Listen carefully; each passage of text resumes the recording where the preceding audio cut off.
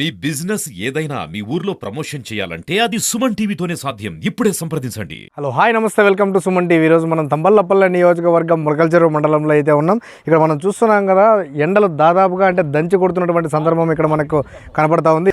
ఇక్కడ మనం చూసుకున్నట్టయితే కర్నూలు జిల్లాలో ఈరోజు 43.5 ఉంది. అదేవిధంగా కడప జిల్లా కూడా ఇంచుమించు అదే విధంగా ఉంది.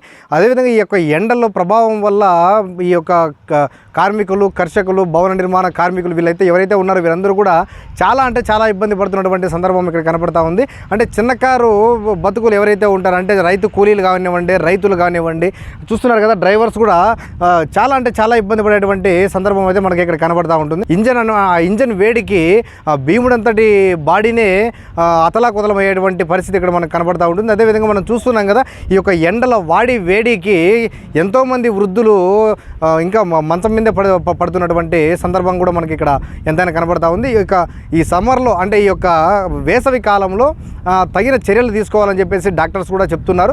ఎలాంటి చర్యలు తీసుకోవాలి, ఎలాంటి జాగ్రత్తలు తీసుకోవాలి అనేటువంటి అంశాలని మనము ఇక్కడ ఉన్నటువంటి డాక్టర్లను అడిగి మనం తెలుసుకునేటువంటి ప్రయత్నం అయితే చేద్దాం. రోజులుగా విపరీతంగా ఎండలు పెరిగిపోయినాయి.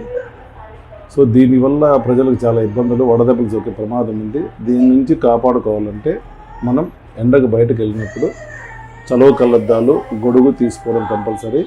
అలాగే ఓఆర్ఎస్ లిక్విడ్ ఒక బాటిల్ కలిపి పెట్టుకొని అప్పుడప్పుడు తాగుతూ ఉంటే ఆ డిహైడ్రేషన్ అనేది రాకుండా కాపాడుకోవచ్చు. మెయిన్ డిహైడ్రేషన్ రాకుండా కాపాడుకోవాలంటే లిక్విడ్స్ ఎక్కువ తీసుకోవాలా.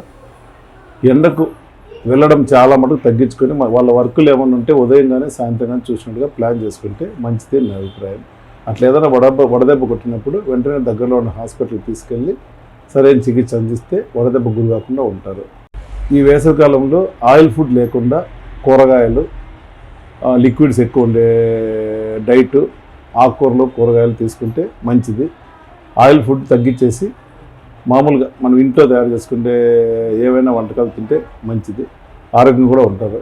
ప్లస్ మజ్జిగ, కొబ్బరి నీళ్ళు తీసుకుంటామంటే కూడా మనకు వేసవి నుంచి కాపాడుకోవచ్చు.